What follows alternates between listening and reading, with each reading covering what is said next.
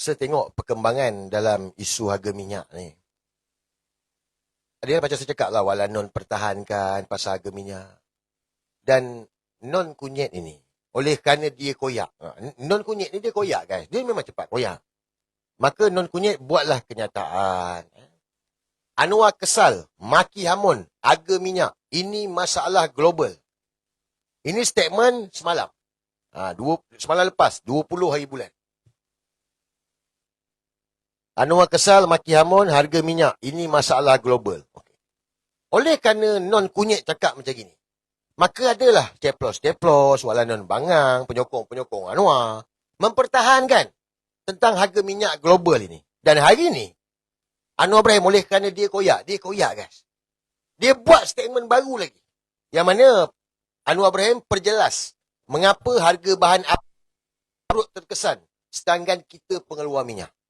Jadi kalau kau pergi tengok dekat muka buku non ni, dia bagi satu-satu lah. Dia bagi tahu alasan kenapa 50% minyak kita lalu ikut terusan Suez, bla bla bla bla. Kan? Ada yang percaya? Ada yang percaya. Saya tak minta korang percayalah apa yang saya nak cakap. Tapi saya nak buka konspirasi ni dan saya nak korang gunakan akal. Kena gunakan kebijaksanaan ni. Cuba berfikir. Guys, kenapa Anwar Ibrahim naikkan harga minyak? Dalam masa 2 minggu, 2 kali naik. Why? Jangan cerita pasal Budi Madani Aeronautics ni. Kejap lagi saya akan cerita. Saya cerita pasal diesel ni. Why? Kenapa? Come on. Sebab ini adalah arahan New World Order. Ini arahan New World Order. Oh, ini mana so? Ini harga minyak global dunia. Bukankah kita ni pengeluar minyak? Bukankah kita ni negara pengeluar minyak? So, kalau kita negara pengeluar minyak, kenapa kita nak ikut naikkan harga minyak macam negara Eropah, negara US semua ni? Kenapa pula? Oh, ini sebab pasaran global. Macam Anwar Ibrahim bagi tahulah. Ini sebab pasaran global. Okey.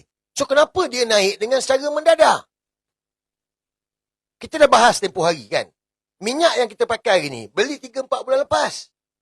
Bukan beli semalam hari ni pakai. So, kenapa dia naikkan mendadak? Sebelum perayaan. Sebelum hari raya.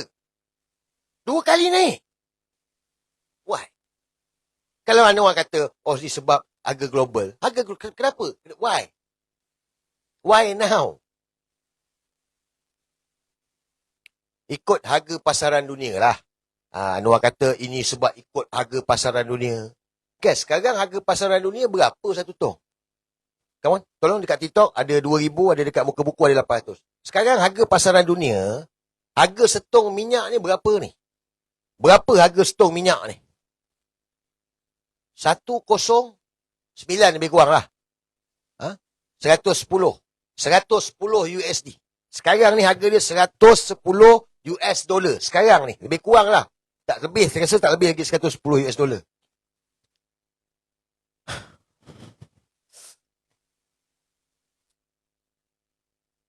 Kalau Anwar kata ikut harga pasaran minyak dunia. So, saya dah post dekat muka buku. Ini harga pasaran minyak dunia. Tahun 2011. Waktu Datuk Najib. Waktu perang dengan Libya. Perang dengan negara Libya ni, perang Libya ni, harga minyak $101 setong sehingga $115 setong. Dan masa itu, harga diesel RM1.80 guys. RM1.80. So kalau sekarang ni RM110 kita kata. $110. So kenapa sekarang harga minyak sekarang ni kau tekan sampai RM4 dah? RM4.72 ni. Kalau dia kata ikut harga pasaran global. Sebab dia kata oleh kerana perang. Tapi kenapa sekarang ni RM104, sekarang ni harga minyak diesel RM4 lebih, RM4.72. Berbanding zaman Datuk Najib dulu, RM1.80. Kalau kita ambil contoh lagi, perang Ukraine 2022, baru je, 2022. Harga setong $104 ke $112 setong. Dan masa tu, harga diesel RM2.15. So kalau Walanon kata, sebab Anwar Ibrahim kata, sebab ini ikut pasaran dunia, harga global kerana perang. So sekarang ini, tak lebih $110 lagi. Kenapa sampai naik RM4.72? Why? Oh tak boleh, kita sekarang ni kena fikir ini. Saya tengok. Adalah bodoh-bodoh influencer-influencer yang bangang-bangang ni kan. Tak tahulah dibayar ke apa. Oh ni sebab apa? PMX buat sekarang ni sebab ke depan. PMX buat sekarang ni sebab ke depan. Sebab ke depan apa? Ha? Brunei naik ke? Brunei naik tak? Brunei naik tak? Dan hari ni Anwar bagi tahu, oleh kerana 50% minyak kita ni lalu ikut Selat Hormuz. Jadi bila lalu Selat Hormuz ni, maka tu sebab kita terpaksa. Okey. So minyak kita ni lalu 50% lalu Selat Hormuz. Okey. So, kenapa Sabah Sarawak tak naik? Kenapa Sabah Sarawak tak naik? Kalau dia kata minyak kita ni lalu ikut Selat Hormuz, so kenapa minyak dekat Sabah Sarawak tak naik? Apa, minyak dekat Sabah Sarawak tu lalu telah bedah mana? Adakah minyak yang guna sekarang di Sabah Sarawak lalu telah bedah mana ni? Bukan sama ke? Kan Malaysia. Bermakna kalau Malaysia ni, kalau kita kata Anwar kata 50% lalu Selat Hormuz, so Sabah Sarawak pun sama lah juga. So kenapa Sabah Sarawak tak naik? Oh, ada. Saya tengok alasan. Oh, sebab Sabah Sarawak, dia orang ni banyak gunakan diesel. Jadi, itu sebab kerana Anwar tak naikkan harga minyak di Sabah Sarawak. Sebab mereka ramai yang guna diesel. Semenanjung ni tak ramai guna diesel ke gila? Ha? Sekarang ni tempat kita ni tak punya guna diesel ke? Semua mana ada yang tak guna diesel? Banyak-banyaklah juga. Tapi kenapa Sabah Sarawak tak naik? Itu politik punya matters lah. Itu politik punya matters. Tak apa, ni nanti saya cerita kemudian. Nak bagi tahu, kenyataan Anwar hari ni, non-kunyit hari ni, betul-betul memperbodohkan rakyat. So kalau ada rakyat yang percaya, memang bodoh lah kau. Faham tak guys? Saya tak minta percaya dengan saya cakap, tapi senang korang fikirlah. Fikir. Kita pengeluar minyak. Kalau macam Thailand tu lainlah cerita. Indonesia ke, kita pengeluar minyak. Dan, kalaulah minyak, Anwar kata harga minyak dunia naik, so harga minyak kita pun naik lah. Sebab kita ni pun jual minyak juga. So harga minyak kita naik. Jadi keuntungan minyak tu pergi mana? Nampak? P. Ramasamy. Orang kata dia ni dulu anti Melayu. Saya tak kisah tu semua. Saya tak peduli pun. Kita cerita hari ni. Sebab misi kita selamatkan negara. Sebab tu tak suka kalau orang yang acah-acah terpaling Melayu. Oh tak boleh dia dulu. Bukan ceritalah macam mana. Ni si bangsat ni tengah dah gadai negara. Menjahanamkan negara sekarang ni. Tekan kita. Engkau tak lawan. Apa bodoh sangat kau ni? So P. Ramasamy bagi tahu. Guys, korang setuju tak? Kita berhak tahu tak berapa pula keuntungan Petronas? So kalau Anwar kata ini sebab harga minyak global naik, maka kita naikkan harga minyak. So yang kita jual minyak ni berapa keuntungan pula? Bukankah selama ni oleh kerana keuntungan itulah dapat menampung subsidi kita? Jadi kita nak tahulah, setuju tak? Kita nak tahu. Sebab alasan yang diberikan oleh non-kunyit ini tak masuk akal guys. Kalau kita ni negara macam Thailand lain cerita. Kita Malaysia lah guys. Oh ini Budi Madani. Saya tengoklah BTT Harun. Tengok waktu negara semua menaikkan harga minyak, Perdana Menteri mengekalkan harga minyak. Saya dengar, kekal. Ini Budi Madani. Dia cerita pasal Budi Madani. Bodoh-bodoh ceplos ni semua. Memang otak tak cerdik. Banyak makan semut agaknya. Yang diesel naik ni, kos semua naik ni, dia tak fikir. Mangkuk. Bye guys. Saya dah cerita bab tu kan. Why? Kenapa? Okay. Apa yang saya nak kongsikan ni mungkin mungkin agak pelik sikit lah. But kalau Timor Labot saya yakin dia dah faham. Mungkin agak pelik sikit, deep dalam konspirasi yang mana kau orang kena fikir. Benda ni memang kena fikir guys. Kalau kau dengar saya cakap, kau jangan ikut. Jangan percaya. Kau orang fikir, kau akan dapat jawapan. Why? Inilah arahan. Arahan daripada New World Order. Ingat non-kunyit ini, dia ni baruah. Dia ni daripada New World Order. Orang-orang New World Order. Apa New World Order tu? New World Order ni, yang diorang buat dah lebih 100 tahun lebih ni, untuk menjadikan dunia ni sebagai satu kerajaan dunia. Dia nak menghapuskan penduduk dunia ni, 8 bilion. Dia nak kawal manusia. Dia nak kontrol semua. Dalam erti kata lain, kalau dah ikut daripada eskatologi ni, inilah yang nak menyambut kedatangan Dajjal. Sebab tu sebangkitkan tadi. So, kenapa Anwar naikkan? Sebab arahan. Guys, benda ni bukan kecil benda ni besar. Sebab apa? Sebab korang boleh tengok apa yang berlaku dekat Eropah. Kau pergi tengok apa yang berlaku dekat US. Harga naik gila-gila. Tapi kita dah borak tadi. Kalau cerita pasal oleh kerana perang, harga minyak dunia naik. So, kenapa waktu perang Libya dulu, tak lebih $110? Kita boleh jual RM8. Begitu juga negara lain, tak ada naik gila-gila. Tapi hari ni semua naik gila-gila. Korang nampak tak? Saya tanya dengan korang ni.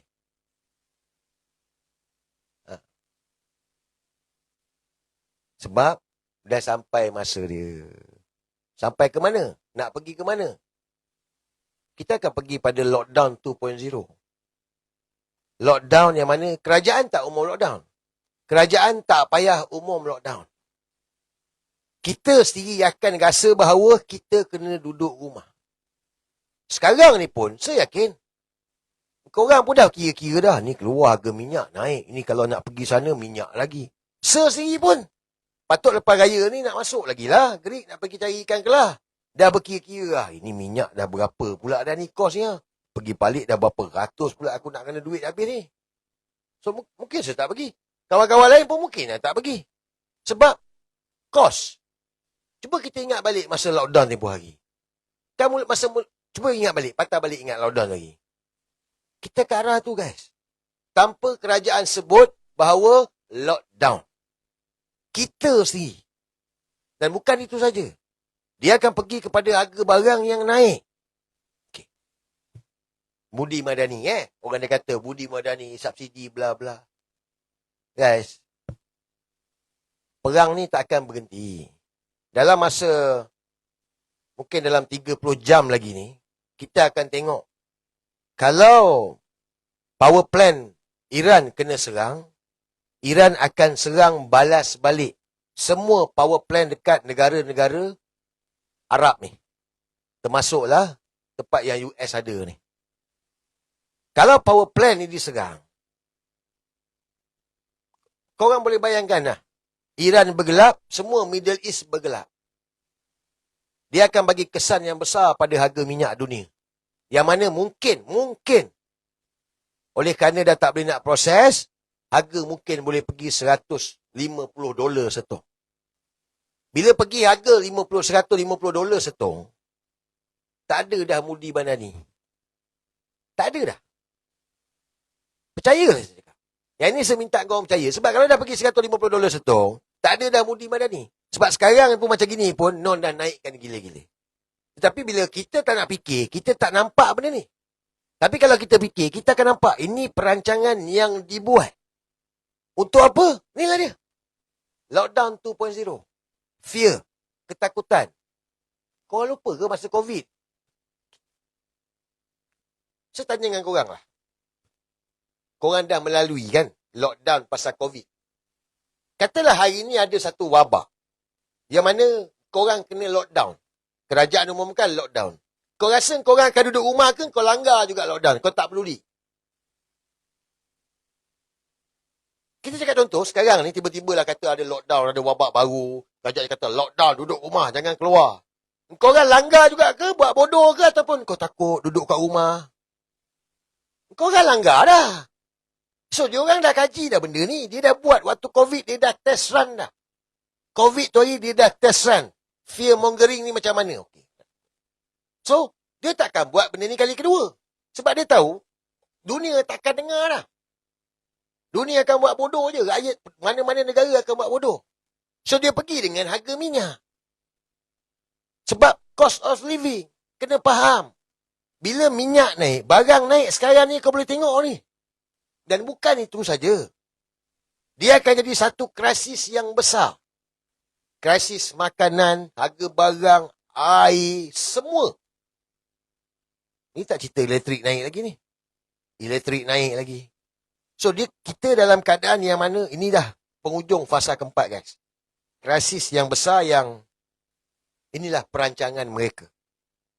Puak-puak New World Order. Setuju dengan tak setuju dengan terpulanglah. But, now is coming. Dia akan jadi lebih parah. Sebab non-kunyit sebagai Perdana Menteri. Sebab dia barua kepada New World Order. Kau ingat tak video yang dengan Klaus Schwab tu? Ingat tak? Siapa ingat video dengan Klaus Schwab tu? Siapa ingat? Yang dia kata, yang dia jumpa Klaus Schwab tu, yang dia kata, when we was kid. Kau ingat tak? Saya cari video dia ni. Kan ada, dia bagi tahu dekat Klaus Schwab, dia kata, we meet when we was kid. Ingat? Dia tak cari. Kalau ada nanti, tolong hantar dalam tim Walabot. So, nak tunjuk dekat dia orang. Yang mana tak tahu, mungkin ada yang tak tahu kan. Tolong hantar Walabot, saya nak tunjuk. Dia jumpa Klaus Schwab. Klaus Schwab ni, World Economic Forum lah. New World Order lah ni. Dia bagi tahu, kita jumpa waktu when we was kid. Bukan masa dia budak-budak punai terkelup lagi Anwar Ibrahim dengan Klaus Schwab ni. Sewaktu dia, Anwar Non dengan dia sama-sama dalam ranking Freemason ni. Bukan Freemason. Freemason si Bob tu. Illuminati ni. Bob dia Freemason. Itu memang dia Freemason. Kalau ada yang kata Bob bukan Freemason, dia Freemason. Freemason ni dia belagak sikit. Dia poyo-poyo je. Illuminati ni bodoh-bodoh sebab tu dia main bontot. Sebab tu Non ni main bontot. Kan? Bob saya tak tahulah. Kan? Kalau dia main bontot tak tahulah. Tapi Freemason dia. Sebab tu dia ada lodge dia. Dia bagi tahu dekat Klaus Schwab. So, Non kunyit ni baruah.